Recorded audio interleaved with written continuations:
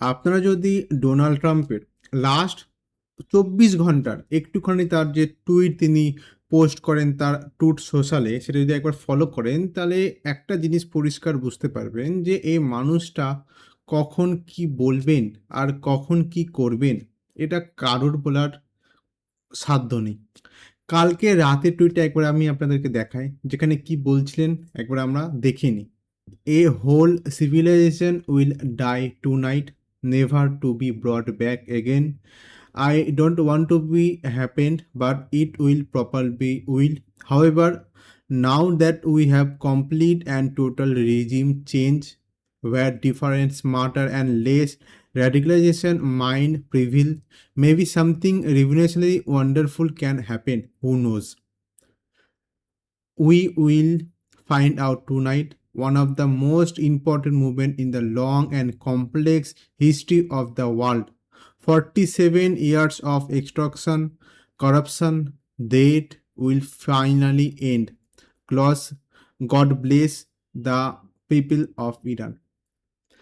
আপনারা অলরেডি জানেন যে ডোনাল্ড ট্রাম্প 48 আওয়ার্সের একটা আলটিমেটাম দিয়েছিলেন, যার পর তিনি এটা দাবি করছিলেন যে একবার যদি এই 48 আওয়ার্স পেরিয়ে যায় এবং এই 48 আওয়ার্সের মধ্যে যদি Iran state of Hormuz open না করে, তাহলে আমেরিকা ইরানের অবস্থা ভীষণ খারাপ করে দেবে। এবং এই আলটিমেটামটা গতকাল রাতে শেষ হচ্ছিল, এবং তিনি গতকাল রাতে এই ধরনের একটা টুইটও করেছিলেন, যেখানে তিনি এটা দাবি করছিলেন যে পুরো একটা সিভিলাইজেশন ওয়াইপ আউট হয়ে যাবে। সিভিলাইজেশন মানে কিন্তু কোনো একটা পার্টিকুলার মানুষ, কোনো আর্মি, নেভি বা কোনো ছোট একটা সংগঠন বোঝায় না। সিভিলাইজেশন মানে কিন্তু পুরো গোষ্ঠী বোঝায়। মানে পুরো দেশকে কিন্তু তিনি এখানে টার্গেট করছিলেন, যে পুরো দেশটাই হয়তো ইরানের ওয়াইপ আউট হয়ে যেতে পারে গতকাল রাতে। এই ধরনের কড়া এবং ভয়ানক একটা টুইট করার পর সকালবেলা আমি যখন ঘুম থেকে উঠি আজকের যে টুইটটা দেখি, এটা দেখে আমি সত্যিকারে বলতে গেলে ভীষণভাবে আশ্চর্য হয়ে গেছিলাম।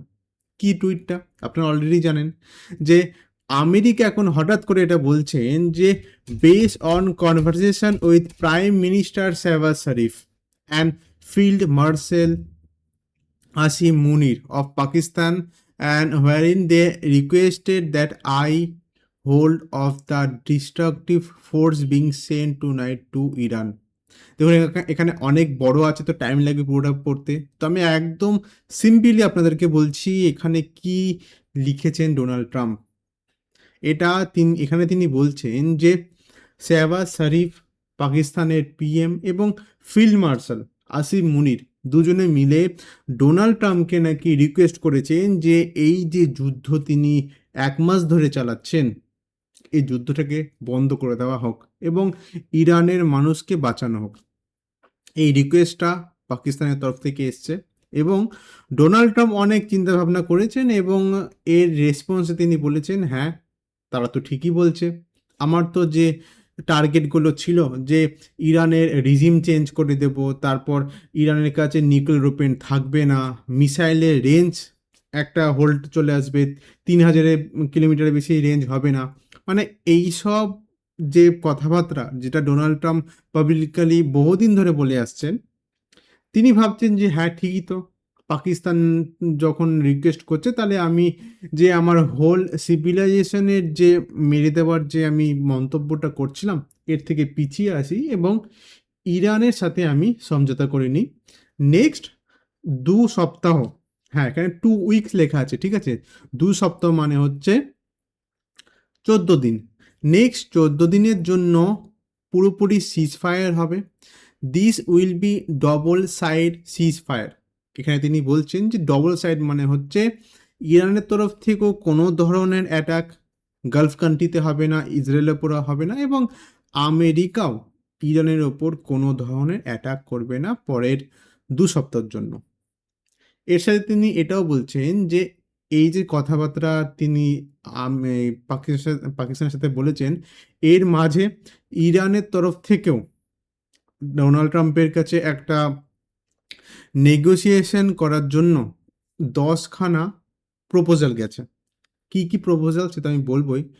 কিন্তু এর থেকে আমি বুঝতে পারছি, যদি আপনি যদি আমাকে জিজ্ঞাসা করেন যে জ্যোতির্ময় তোমার কি মনে হয় যে এই যে আমেরিকা বলছে নেক্সট 2 সপ্তাহের জন্য যুদ্ধ, মানে যুদ্ধ কিন্তু এখনো থামিনি, বারবার বলছি, এখানে সিজ ফায়ারের কথা বলা হচ্ছে। সিজ ফায়ার বলা হচ্ছে, এটা কি আদৌ হবে? যদি আপনি আমাকে জিজ্ঞাসা করেন তাহলে আমার পার্সোনাল ওপিনিয়ন হবে যে না, এটা আমার একদমই বিশ্বাস হচ্ছে না যে নেক্সট 2 সপ্তাহ দু তরফ থেকে কোনো ধরনের অ্যাটাক হবে না। কেননা আমরা যদি অতীত ফলো করি এবং ট্রাম্প মানে প্রেসিডেন্ট ট্রাম্পের যদি বিহেভিয়ার যদি আমরা ফলো করি, তাহলে একটা জিনিস পরিষ্কার আমরা বুঝতে পারবো যে ট্রাম্প কখন কি বলবেন, কখন কি করবেন, কেউ সেটা বলতে পারবে না। তাই তিনি একসময় বলবেন যে সিজফায়ার হবে, ঠিক হয়তো 1-2 ঘন্টা পরেই তার কথা থেকে তিনি পিছিয়ে আসতে পারেন। তাই আমরা হয়তো ভীষণ খুশি হচ্ছি।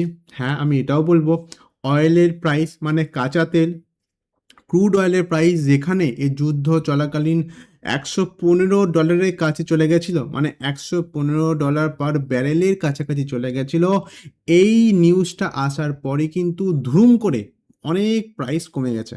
সম্ভবত এখন 95 আশেপাশে ক্রুড অয়েলের প্রাইস চলে গেছে। মানে একদিক থেকে তো অবশ্যই ওয়ার্ল্ডের জন্য এটা খুবই ভালো খবর, নো ডাউট। আমি যদি আমাদের দেশেরও যদি কথা বলি, আজকে কিন্তু শেয়ার মার্কেট বন্ধুরা ভীষণ ম্যাসিভ জাম্প করেছে। আপনি যদি নিফটি দেখুন তাহলে নিফটিতে দেখতে পারবেন যে প্রায় 3.5%-এর জাম্প। আবার যদি ব্যাংক নিফটি দেখেন তাহলে বুঝতে পারবেন যে প্রায় 5%-এর জাম্প দেখা যাচ্ছে। মানে চারিদিক থেকে ওয়ার্ল্ড এই যে নিউজটা যেখান থেকে এসছে, খুবই সবাই উৎসাহ যে হ্যাঁ, সিজফায়ারের কথা হচ্ছে, তাহলে হয়তো যুদ্ধটাও থেমে যাবে। কিন্তু এবার আমি আপনাদেরকে দেখাতে চাইবো যে এই যে 10খানা প্রপোজাল, এই যেখানে লেখা আছে না যে we receive a 10 point proposal from Iran and believe it is a workable basis on which is negotiable. এখানে তিনি কিন্তু এটা পরিষ্কার বলছেন যে 10খানা পয়েন্ট প্রপোজাল তিনি পেয়েছেন এবং তার মতে তিনি এটা বিশ্বাস করছেন যে 10খানা প্রপোজাল যে তিনি পেয়েছেন, এটা আমেরিকা মানতে রাজি আছে। এটা পড়ে কিন্তু এর মানেটা এটাই আছে। আচ্ছা, এবারে আমরা যে 10খানা পয়েন্ট আছে তার উপর একটু ফোকাস করব। প্রথম পয়েন্টটা একবার পড়ুন, কি লেখা আছে। নো অ্যাগ্রেশন, মানে হচ্ছে ইরানের ওপর কোনো ধরনের অ্যাগ্রেশন করা যাবে না। মানে এক কথায় হচ্ছে ইরানের ওপর যে মিসাইল স্ট্রাইক করা হচ্ছে সেটাকে পুরোপুরিভাবে বন্ধ করা। এটা ঠিক আছে, মানা যায়। সেকেন্ডটা হচ্ছে continuation of ইরানস control over state of Hormuz.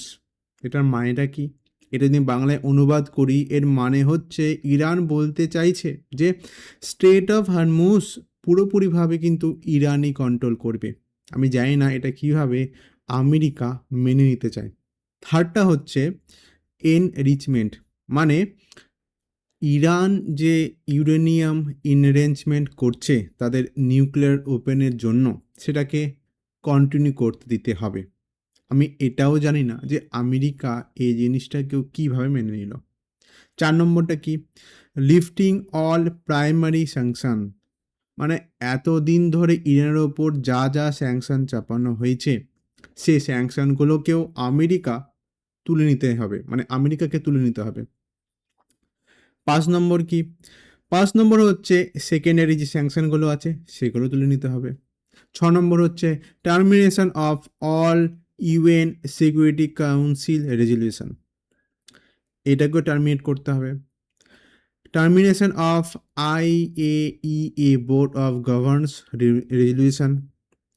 8 নম্বর হচ্ছে payment of compensation of Iran, মানে ইরানের ওপর যে এতদিন ধরে যে মিসাইল স্ট্রাইক করা হয়েছে এবং এর ফলে ইরানের যা যা ক্ষতি হয়েছে, যেমন বিল্ডিং প্রচুর ক্ষতি হয়েছে, ডিস্যালিনেশন প্ল্যান্টের ক্ষতি হয়েছে, অয়েল রিফাইনারি ক্ষতি হয়েছে, মানে যা যা ক্ষতি হয়েছে ইরানের গত 1 মাস ধরে সব কিছুর টাকা আমেরিকাকে দিতে হবে। আমি এটাও বুঝতে পারছি না যে আমেরিকা এটাও বা কীভাবে মেনে নিল।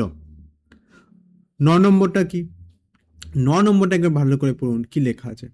Withdrawal of US combat forces from the religion, মানে হচ্ছে গালফ কান্ট্রিতে আমেরিকার যতগুলো বেস আছে, মানে এই যতগুলো কান্ট্রি আমরা এখানে দেখতে পাচ্ছি, এই প্রত্যেক কটা কান্ট্রি, যেমন হচ্ছে এটাকে একটুখানি আমি জুম করি, সৌদি আরবে বলুন, ইরাক বলুন, তারপর এখানে যদি আরেকটু আমি জুম করি, কুয়েত বলুন, বাহরাইন বলুন, কাতার বলুন, এই সব জায়গাতে আমেরিকার যে বেস আছে, যেখান থেকেই তারা এই অ্যাটাকগুলো চালাচ্ছিল এতদিন ধরে, ইরান বলছে এই বেসগুলোকে আমেরিকাকে পুরোপুরিভাবে তুলে নিতে হবে।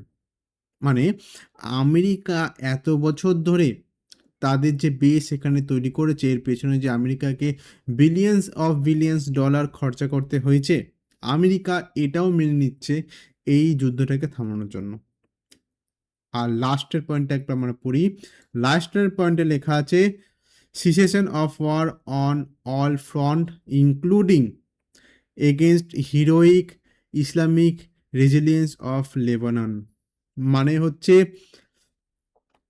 লেবাননেও যে অ্যাটাক হচ্ছে, যেখানে কিন্তু ইসরায়েল এখনও লেবাননে কিন্তু বিভিন্ন জায়গাকে বম্ব করছে, সেটাকেও পুরোপুরিভাবে বন্ধ করে দিতে হবে। এবার আমাকে বলুন, যেখানে আমেরিকা একতরফে দাবি করছে যে আমেরিকা নাকি ইরানের যে রিজিম আছে সেটাকে চেঞ্জ করে দিয়েছে, তাদের যে গোলগুলো আছে যেগুলো তাদের করানো দরকার ছিল সেটাও নাকি আমেরিকা কমপ্লিট করে দিয়েছে। জাস্ট আমি কিছুদিন আগে একটা ডোনাল্ড ট্রাম্পের নিউজ আমি পড়ছিলাম, যেখানে তিনি বলছিলেন যে ইরানের নাকি আর্মি বলুন, নেভি বলুন, বা এয়ারফোর্স বলুন, বা এয়ার ডিফেন্স সিস্টেম বলুন, এই ধরনের জিনিস নাকি আর কিছু নেই। এই ধরনের মন্তব্য করার পরও, তার উপর 48 আওয়ার্সের ডেডলাইন দেওয়ার পরও এইভাবে যদি পাল্টি খেয়ে নেয় একটা দেশের প্রেসিডেন্ট, এবং যে দেশটাকে ধরা হয় পৃথিবীর সবথেকে শক্তিশালী দেশ, মানে ইউনাইটেড স্টেট অফ আমেরিকার প্রেসিডেন্ট যদি এই ধরনের মন্তব্য করেন, এবং মানে অ্যাটাক করার কিছু মুহূর্তের মধ্যেই তিনি বলেন যে তিনি নাকি ইরানের সাথে সিজ ফায়ার করতে রাজি হয়ে গেছেন, তাহলে এর থেকে আমরা একটা জিনিস পরিষ্কার বুঝতে পারি, আর যাই করা হোক ডোনাল্ড ট্রাম্পকে বিশ্বাস করা যায় না। আমার সাথে আপনারা একমত কি একমত না অবশ্যই কমেন্টে লিখে জানাবেন।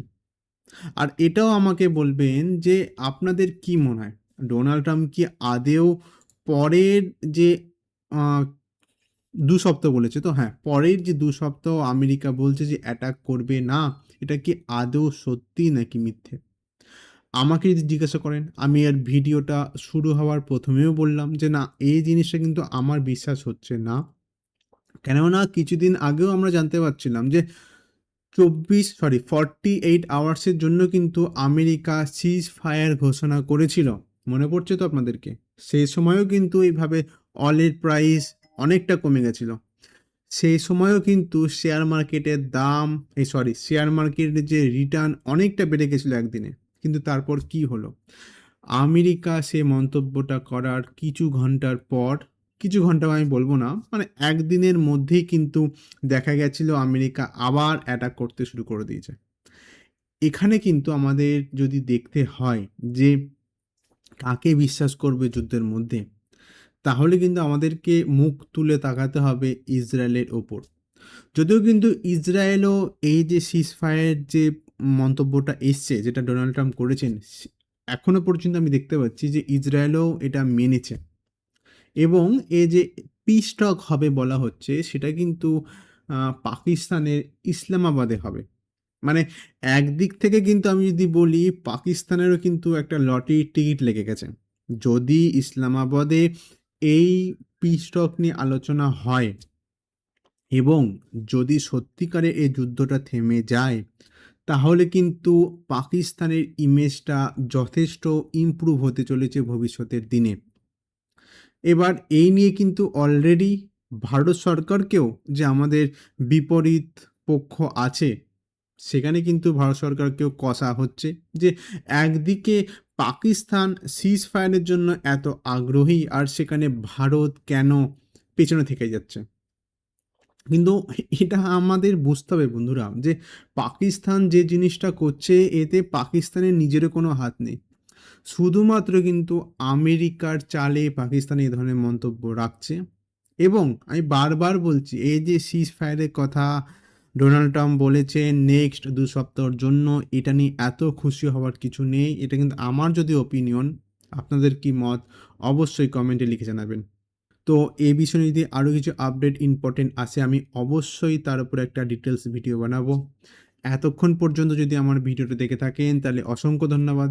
আবার দেখা হচ্ছে পরে এক ইম্পর্টেন্ট জিওপলিটিক্যাল নিউজের সাথে।